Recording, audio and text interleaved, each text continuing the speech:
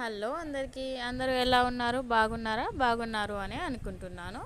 ఇదైతే పట్టు శారీ. ఇది నా శారీ. మా బేబీకి అయితే షరారా మోడల్ టాప్ స్టిచ్ చేయాలి. 8 ఇయర్స్ బేబీ. సో దానికోసం నేనైతే 2 మీటర్స్ లైనింగ్ తీసుకున్నాను. స్కర్ట్ పార్ట్కి 1 మీటర్ అయితే టాప్ పార్ట్కి తీసుకున్నాను. తనైతే స్కర్ట్ పొడవు అయితే 27 ఇంచులు ఉంది.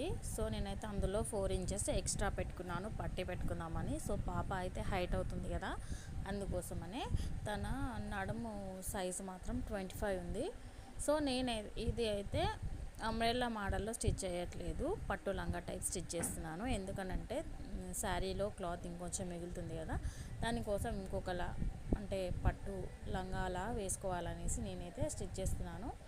పైన బార్డర్ అయితే కట్ చేశాను, అది కూడా కింద బార్డర్కి అటాచ్ చేద్దాం అనేసి. పైన పార్ట్ కోసం నేనైతే 1 మీటర్ లైనింగ్ తీసుకున్నాను. తనది ఓల్డ్ టాప్ ఉంది, అది 20 ఇంచెసే ఉంది. సో నేనైతే ఇంకొక 5 ఇంచెస్ పెంచుకోవాలి అని అనుకుంటున్నాను. అందుకే అనేసి 5 ఇంచెస్ పెంచుకున్నాను. సో ఆ టాప్ టైట్ కూడా అయిపోయింది. నేను కొంచెం లూజ్ చేసుకోవాలి. కొలతలన్నీ లూజ్గా కొలతలు పెట్టేసుకొని ఆర్మ్ హోల్ దగ్గర లోతు తీసేసుకున్నాను. ఫ్రంట్ నెక్ మాత్రం ఇప్పుడు ట్రెండింగ్లో ఉన్న కట్ వర్క్ నెక్ అదైతే పెట్టేసుకొని బ్యాక్ పార్ట్ ఫ్రంట్ పార్ట్ తీసేసుకున్నాను. ఆర్మ్ హోల్ ఎక్కువ తీసేసుకున్నాను ఫ్రంట్ దగ్గర. నేను స్కర్ట్ కోసము శారీ పార్ట్ కట్ చేశాను కదా, ఈ పై పార్ట్ కోసం నేను మాత్రం పళ్ళు పార్ట్ని కట్ చేస్తున్నాను.